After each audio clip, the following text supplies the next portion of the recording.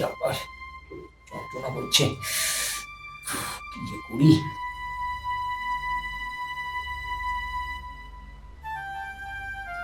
বৌমাকেই বলি, যদি ডাক্তার ডাকতে পারে। বৌমা, বৌমা, বৌমা, বৌমা। হ্যাঁ বাবা, ডাকছেন?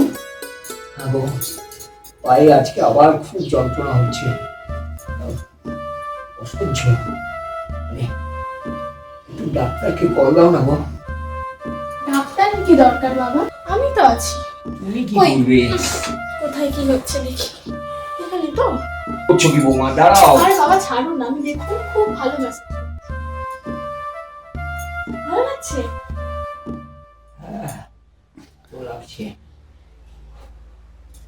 জানেন তো বাবা, আমার যখন নিজের বাবার পা ব্যথা করতো, আমি এইভাবে টিপে দিতাম।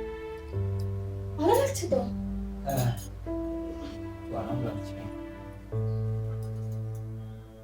বৌমা, ব্যথাটা আগের থেকে অনেকটা কম, একটু আরাম লাগছে।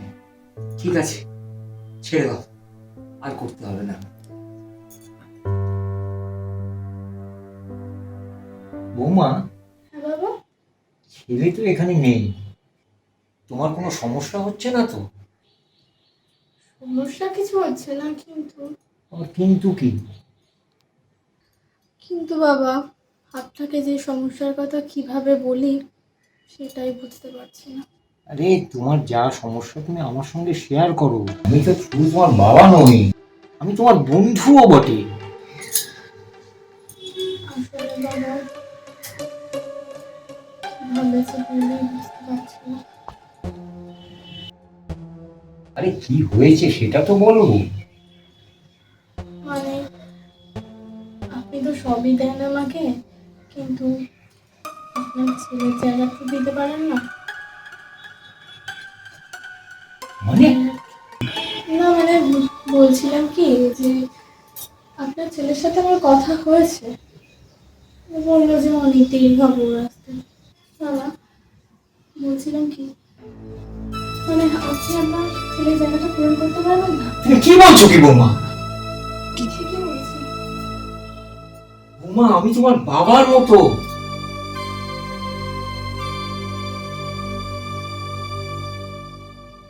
এটা সম্ভব না, তুমি ব্যাপারটা নিয়ে ভাবো।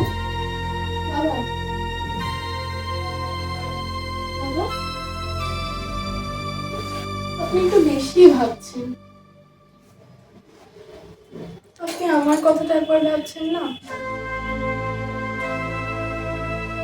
আর বাবা, ঘরের ব্যাপার ঘরেই থাকবে, আপনার ছেলে কিছু জানতে পারবে না। এখানে তো একমাত্র আপনি আর আমি, কে দেখতে আসছে? বৌমা, আমার বিবেকেতে সায় দিচ্ছে না। ঠিক আছে বৌমা, কেউ না জানতে পারলেই ভালো।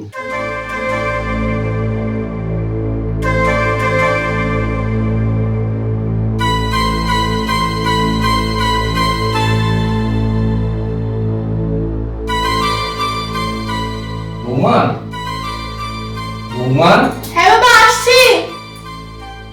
কিছু বলছিলেন? তুমি কি কিছু করছিলে? হ্যাঁ, ওই একটু রান্না করছিলাম, বলুন। আচ্ছা, বসো, তোমার সঙ্গে কিছু কথা আছে। শোনো, আমি আমার গ্রামের প্রপার্টি সব বিক্রি করে দিচ্ছি, এই টাকাটাই আনতে যাবো এখন বাইরে। তো এসে আমি আমার প্রপার্টি, বাকি যেসব প্রপার্টি আছে সব তোমার নামে করবো। সত্যি বাবা? আমার ছেলেকে কিছু দেবো না। সত্যি বাবা? হ্যাঁ। আচ্ছা শোনো, আমি বাইরে যাচ্ছি, তোমার জন্য কি কিছু আনতে হবে? না না, ঠিক আছে, আপনি সাবধানে যাবেন। হ্যাঁ, তুমিও তাহলে সাবধানে থেকো। হ্যাঁ, হ্যাঁ হ্যাঁ, একদম। ঠিক আছে। বাই।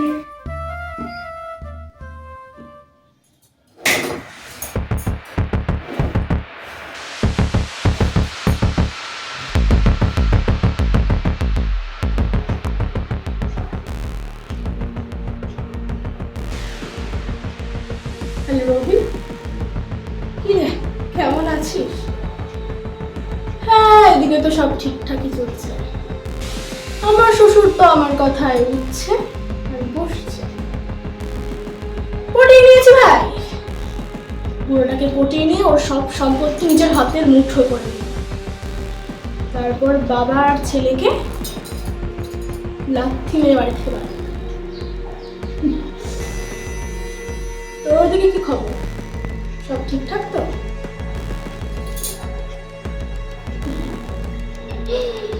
চল ঠিক আছে, পরে কথা হবে।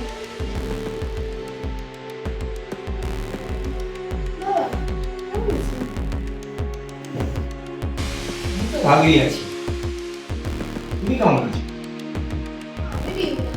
সে তো ভিন্দাস থাকবেই। বাবা বলছি, দেখি বাইরে শুনেছে কালকে আমি মেসেজ করব। না থাক, তুমি বলেছো এই যথেষ্ট।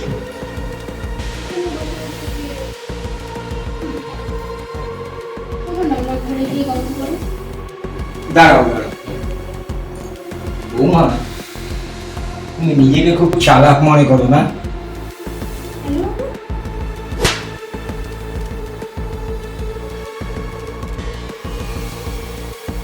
কিছু মনে পড়ছে? তোমার আর তোমার বান্ধবীর রুবিনায় যে কথাবার্তা হয়েছে তা আমি সব শুনেছি। আমার সম্পত্তির লোভে তুমি আমার সাথে অভিনয় করছো। বাবা আমায় ক্ষমা করে দিন বাবা, আমি এরকম আর কোনোদিন করবো না। আমি আপনার পায়ে ধরছি। ক্ষমা? আর তোমার খেয়ে? কখনো না। আমি আমার ছেলেকে সব বলব, সমস্ত কথা যা তোমাদের মধ্যে হয়েছে। বাবা এরকম করবেন না বাবা, বাবা দয়া করে এরকম করবেন না।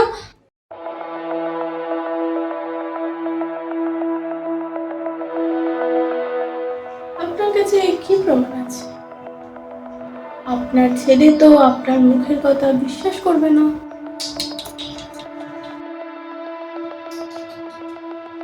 তখন আপনি কি করবেন?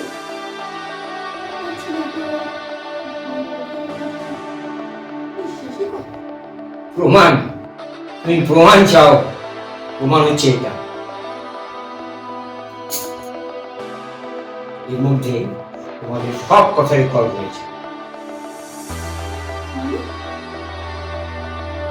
এবার তুমি বুঝে নাও।